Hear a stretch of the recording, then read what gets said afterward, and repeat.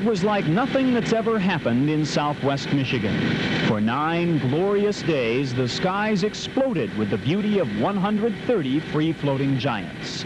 41 News and Special Events takes you back to a day of balloons over Battle Creek. Balloons over Battle Creek is a special presentation of TV 41. It's brought to you by SNB.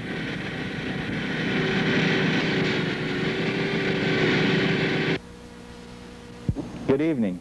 I'm Jim Bell, president of the new SNB Bank and Trust. The program you're about to see is an exciting story about a great event in a very special community. The World Hot Air Balloon Championship, held here in Battle Creek this past June, was more than a spectacular, eye-dazzling event. It was a drama that touched and affected our entire community. It brought us together in a most unique manner. We at SNB are pleased to have participated as volunteers and spectators. We're also pleased to be able to bring you tonight this very special community story. It was pretty heady stuff for a city like Battle Creek. We've been talking about our status as an international city, and we've done some nice things, but this would top them all. In the 150th year of our existence, we would host a world championship.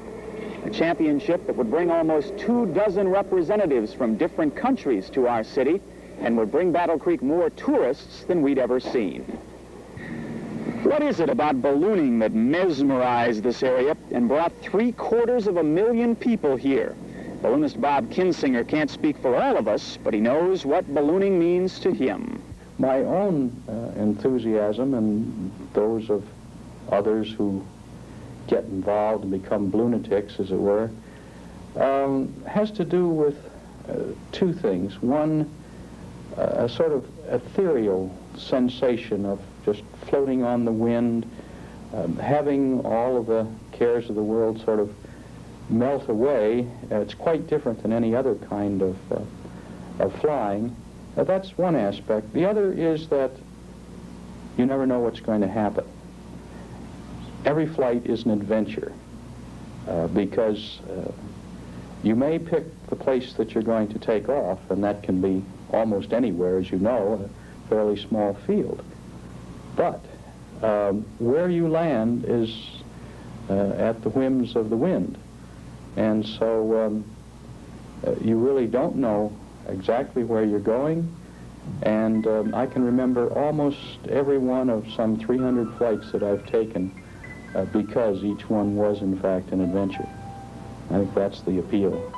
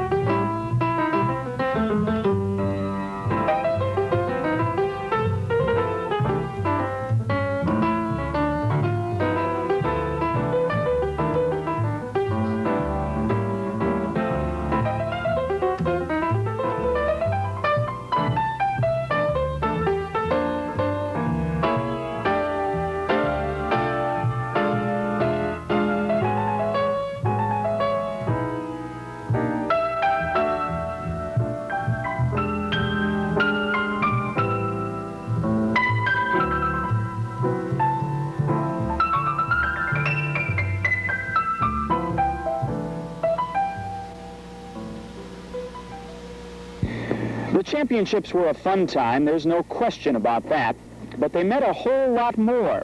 They meant money, and they meant prestige. Doug Deaton talks about the dollars that came to Battle Creek. It's interesting when you total up the amount of dollars. We have done kind of a preliminary research. All the answers are not in yet. We've done a real poll of businesses and restaurants and the hospitality industry that really benefits from something like this. And we're looking at several $1 million. Lest you doubt those millions, I know of one church group with a coffee and donut booth that cleared $11,000 profit. The electronic media was here. Publicity head Steve Collister fills us in. We had over 40 different electronic news media, just as far as film and television, plus radio from all over.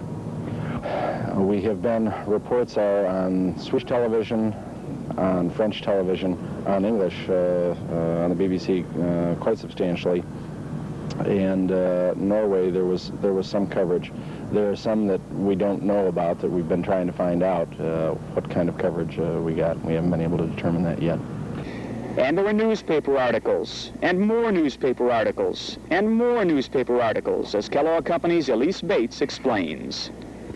So far, we've received about 450 clips, ranging from the East Coast to the West Coast, Canada, Texas, Florida, Montana, across the board. Is there any way to even guess at the numbers of people who may have seen these clippings in terms of circulations? Well, every clip has the circulation on the top of it, and I've added those up, and I'd say millions, tens of millions, easily. Money, fame that spread well beyond our state and even our country, and a good deal for this town's biggest industry, Kellogg's. Kellogg Vice President Brad Myers was the driving force behind the cereal maker's sponsorship of the championship. Myers tells us the company got more than they bargained for. There's no question about that, Mark. I think it certainly went beyond anything we had ever anticipated. And now I think not only the company here, but the entire community is joyous over what the final results were. The enthusiasm that was developed here during the week and the residual effect of it around here would indicate to me, and I think to everyone else, that we are very, very pleased with our involvement.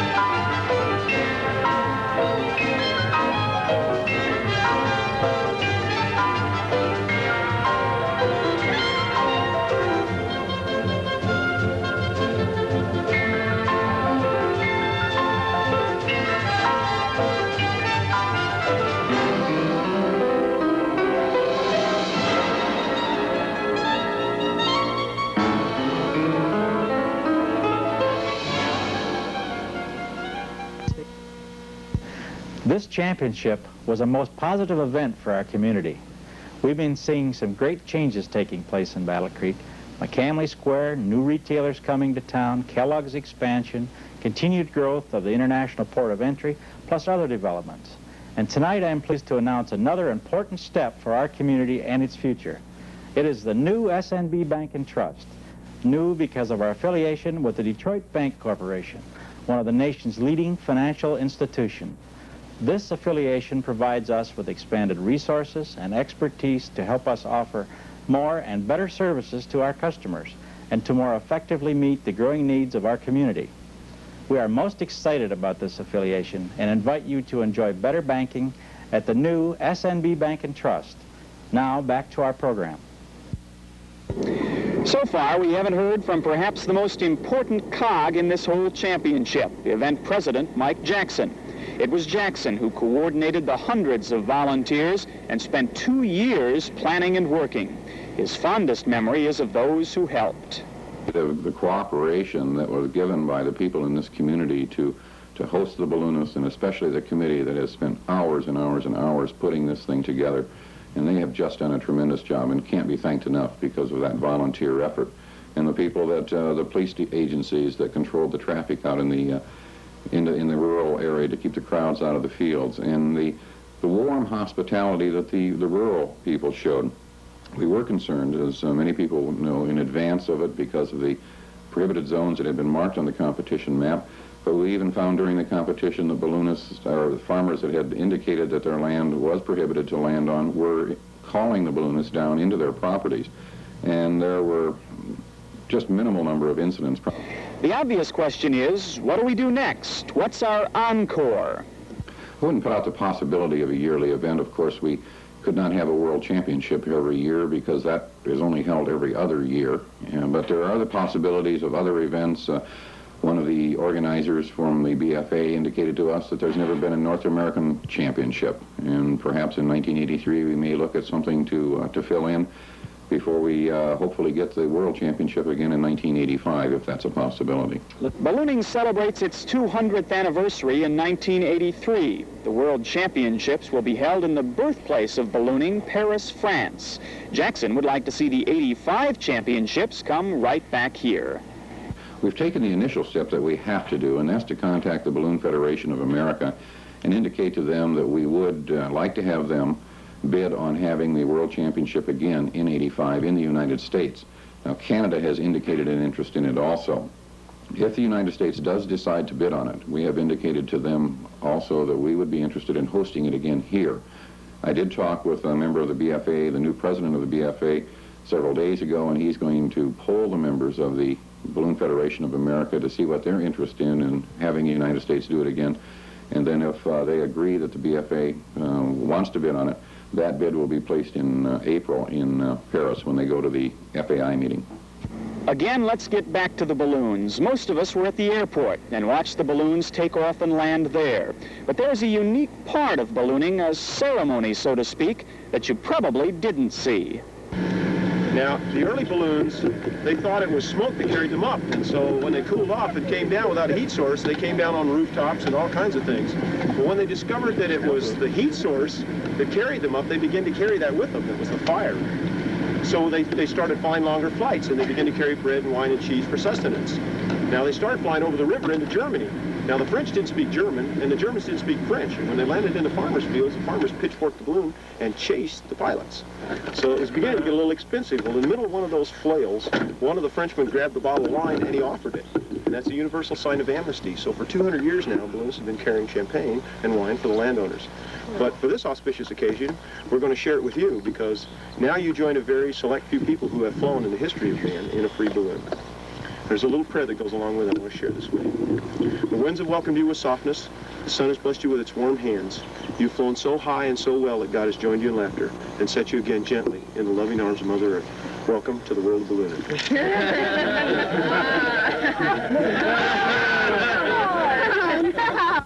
As with almost any big event, the championships have led to an outbreak of storytelling, from the one-upsmanship of near misses and close flights to stories of a community with open arms.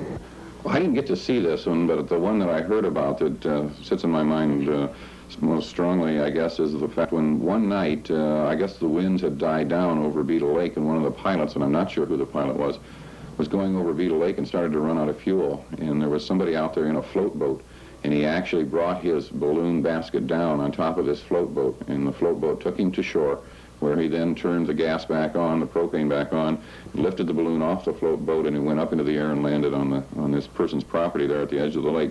It was one of the early evening flights. I discovered that the wind was that day going to take me directly over an area which had been redlined. That is, they were prohibited zones because some of the farmers had called in and said, we don't want anybody to land here. So it was red on my map.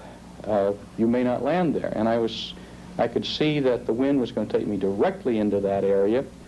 And I was concerned that I not land there, that I make sure that I get as far as I could beyond that. So I went very high in the air to catch the strongest wind I could get to make certain that my fuel would last and get over the area. About halfway through, right in the middle, I was looking down, my map was red, and right in the middle, some farmer had taken gone to a great deal of effort and plowed into a large, large field, many, many acres, had plowed welcome.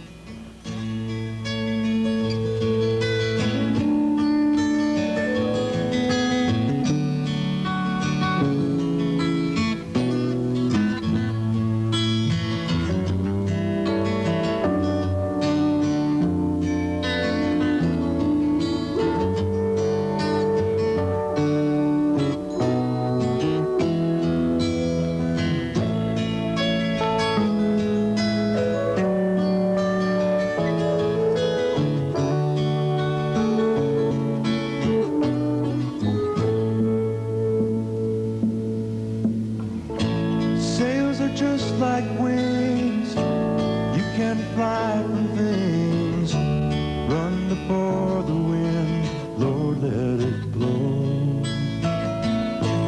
Let it rock me slow while I sleep below, dreaming dreams that only sailors know.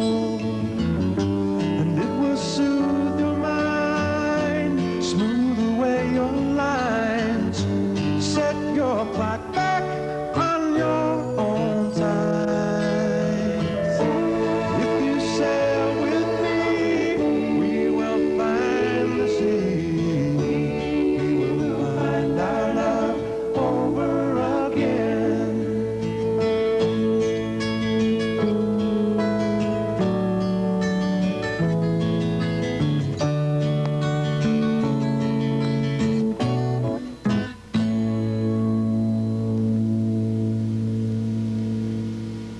The balloons were fabulous, but the event's real star may have been you. Cooperation is the biggest thing that we have going for us. We've got a phenomenal corridor between Detroit and Chicago, as was proved by the balloon event, and we're looking at a lot of folks coming in, one-day drives, whatever happens to be, for another event. So we've been kind of busy digging up some more things that we could do, and probably be hearing some more on those later. It was a tremendous crowd. We're very pleased with them.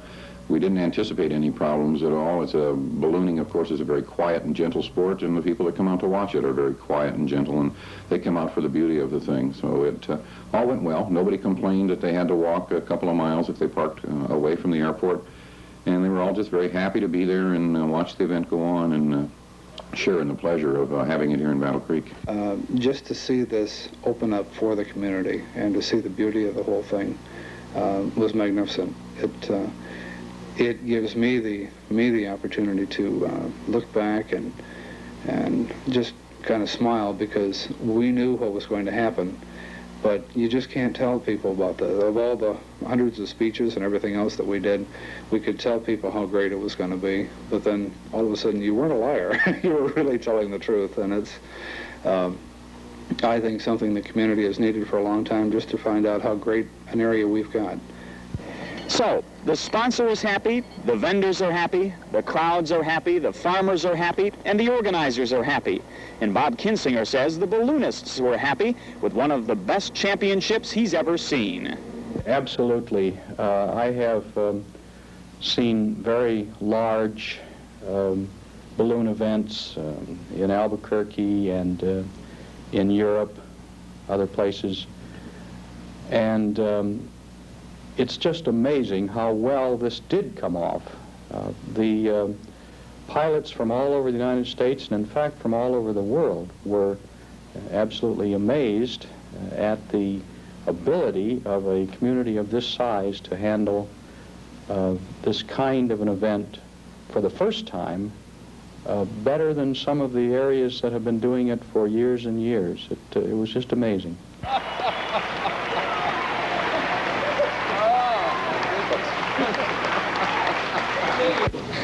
He's a four-time U.S. National Hot Air Balloon champion, and he's once more demonstrated his ballooning skill by winning the 5th here in Battle Creek, Michigan. He's the only person to have won the U.S. Nationals more than once. He competed in 1973, 77, and 79 in the World Championships, placing 4th, 2nd, and 6th, respectively. On June 17 and 18 of 1980, he and 4th place winner David Schaefer set a new world flight duration record in the Humungi, the 210,000 cubic foot Cameron balloon. And on December 3 of 1980, he and championship safety officer Jeff Van Alstyne set a world distance record of 493 miles. He received the FIA Montgolfier Diploma in 1977 for his contributions to ballooning. Let's all congratulate Bruce and Tucker and his great crew for a victory here in Battle Creek this week.